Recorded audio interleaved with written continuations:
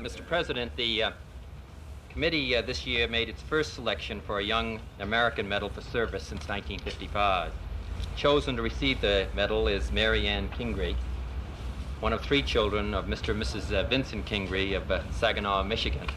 Marianne was chosen for the Service Medal because of her outstanding work during 1960 on behalf of the Junior Red Cross, while she maintained an excellent academic record and participated in a variety of other activities. She served as a resource member of the Midwestern area of the American Red Cross and was chosen as one of the 2 American representatives at the Canadian Training Center of the Junior Red Cross in Ontario, Canada. Marianne was elected Secretary of the Midwestern Area Advisory Council of the Junior Red Cross, was appointed to the 16-member National Youth Council of the American Red Cross, and was subject of a feature article, the Journal of the American Red Cross. In other activities, she served on her high school student council, was vice president of the Saginaw Youth Council and president of the citywide Senior High Council. She was elected sophomore representative of the Sodality Club in her high school, St. Peter and Paul, won numerous school, regional, and state debates, and was honored for a mathematics project entry in the Saginaw Science Fair.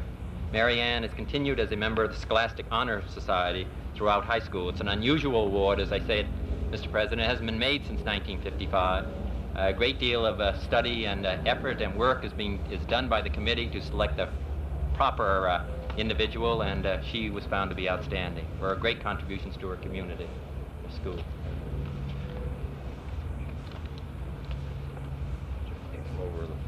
I want to express my congratulations, appreciation to the committee, the Attorney General, Mr. Hoover, Mr. Cox, Mr. Guthman, who have participated in making this study.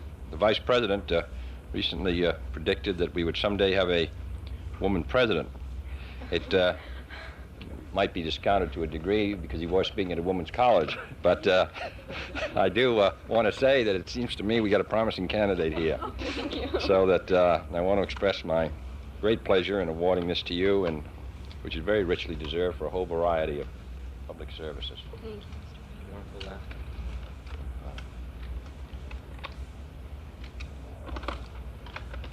You want to say a word? Yeah.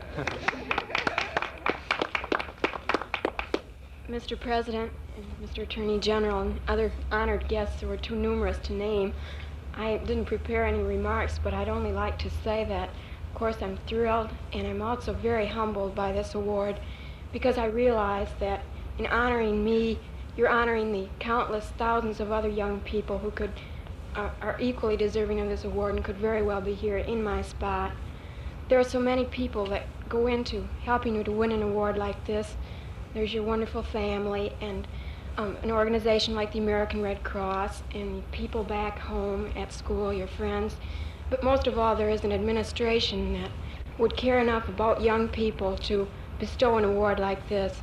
And so on behalf of all of those who will read about this and all the young people who will get new encouragement from this event, I'd like to thank you so much. I think that's very nice. Will she be old enough in 64? I don't know.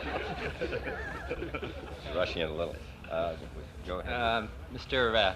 President, the next award is to Gerald Lee Davis, who's 12 years old. Gerald comes from Ontario, Oregon. He was outside his home one day and he saw flames and smoke coming out of the upstore windows. He rushed in, saw there were flames in front of him, leaped through the flames and rescued his 2-year-old brother. He brought him down, picked him up. He was in a corner of a room. He picked him up. He brought him down out of the house. But the house was then almost enveloped in flames. His mother was outside and called the fire department.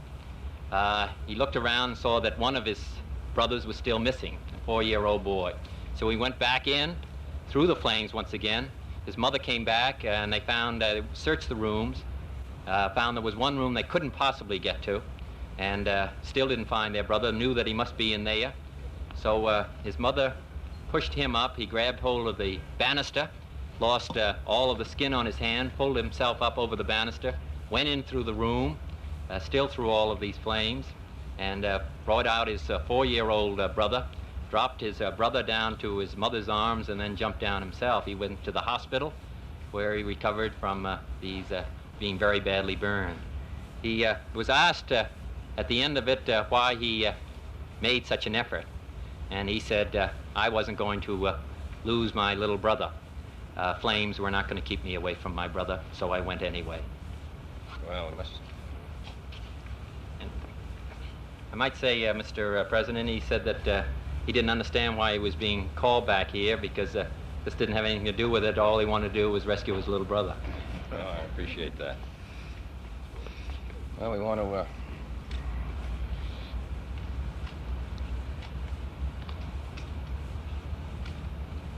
I want to express our congratulations to this young man and also our pride in him. And I'm sure that the people of his community and state feel very strongly that this is the best we produce, our best national product, in a sense, which is young men like him. And I think his responsibility to his family, I think, is the most deserving of recognition, though, as he said from the beginning, his primary interest was in helping the members of his family. So we want to congratulate you, tell you that we're very proud to have you here. Thank you very much. The next award is to Gordon Bernard Kilner, Reed City, Michigan, Mr. President. 14 years old. He was out in a boat with a friend, Mark Seath, who was also here, Mr. President. The boat turned over, and they yelled for Mark Seath is down here, Mr. President. Why don't you come up here, Mark? They saw some people on the shore, yelled for help, and they couldn't be heard, so they decided to try to swim for it. Mark, who was suffered from polio, went about 100 yards, found that he couldn't go any further, and he said to his friend Gordon that he didn't think he couldn't go any further. So he started to sink, and Gordon grabbed him, pulled him. They had a slight fight.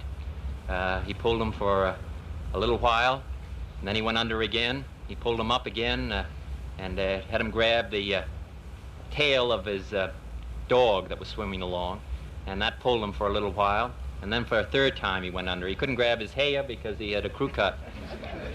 But he grabbed him by the shirt and pulled him for 400 yards into the shore. Then he listened for his heart and couldn't hear anything, so he gave him mouth-to-mouth respiratory help, even though he had never done this before. Brought him back a little bit, got in a boat, rowed across to the other side to get help, and then rowed back again to show the police where to come. This was all done by this young man. Again, a very, very brave act. Congratulate Gordon Kilner. He's from Reed City, Michigan. Tom, we want to congratulate you and you. So glad to have you here.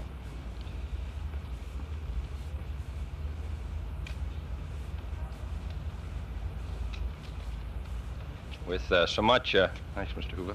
With so much emphasis on our difficult problems, there's no ceremony more pleasant than to pay much-needed recognition to all our young men and women, and particularly to this young man who has been responsible for two young men being here today. So we want to congratulate him and tell him what a pleasure it is. Thank you very much. Committee again. Mr. Hoover coming to participate in the ceremony, the members of the Congress, Congressman Ullman, Senator Hart, Congressman Harvey, Senator Mansfield, Ed Gusman. I think that there's no more appropriate ceremony that we could have here today.